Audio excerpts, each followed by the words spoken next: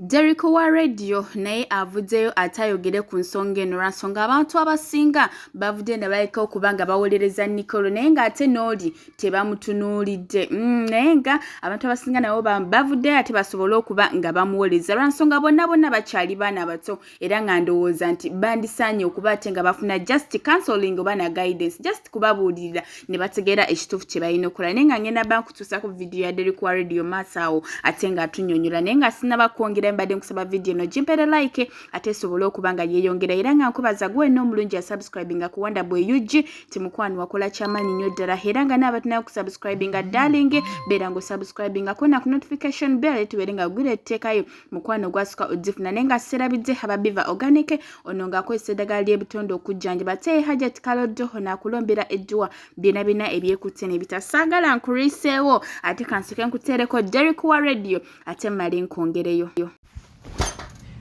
bana mu abubuwala gano mbawa ga bwerere omusajja yali mu inbox yo akugamba nti akwagala oba akulimbalimba nti akwagala naye nga takupostinga ku platforms ze ensi kukumanya gwe weeveemu mu posting bamumanye weewale ebizibu ebiyinza okujjira maaso awo oba ebizibu ng'ebyatuuse ku Maama Nicole.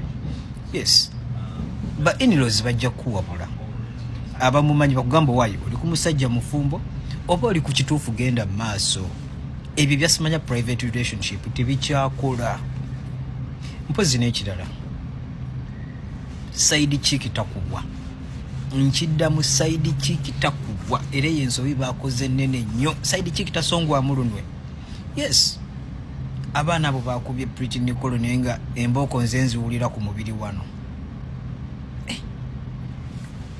mbakuba musajja oyo gwe balwanira kino mbabuulira kye naalikoze badde ngenda kutwala ekyana kyattu mu ddwaliro bakijjanjabe nkibiibiite male nkiteeke ewaka. Yes, male nkiteeke ewaka.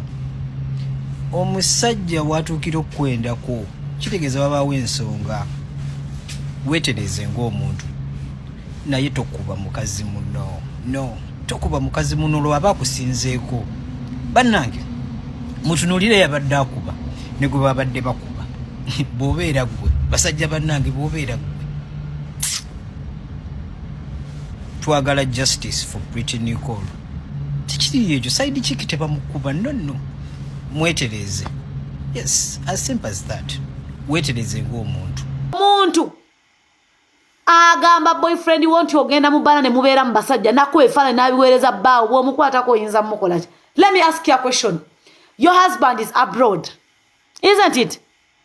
Ng'okwata ebifaananyi obikuba buli bbala gye mbeeramu nga zina n'abasajja obiweereza abudu naye nga tulya ffenna tunywa ffenna gw'oli muntu era bwe nkukwatako nkugajambula. In fact wemba n'akambe nkakuyisaamu ne nkufumita.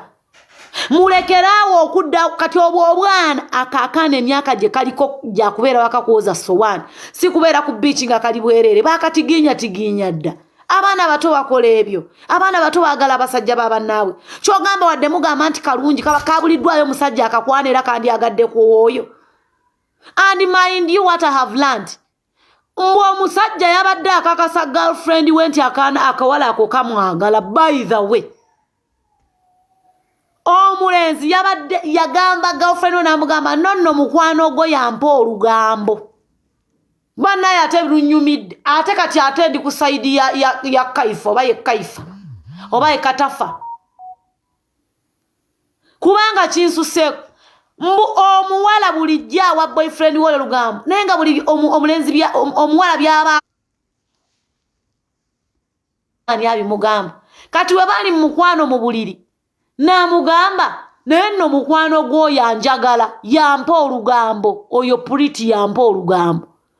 Omuwala n'awakana n'amuwa ebizibiti byonna nkubalula.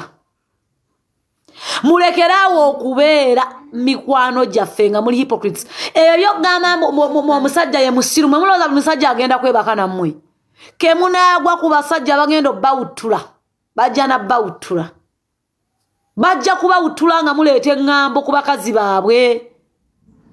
Bannange bakazi mmwe muswaza mu basajja bonna baba bakwetodde ofunamu wa mukwano gwo. Nze sinnayogerako ku kya musajja butenda naye omusajja wange bw'ayenda ku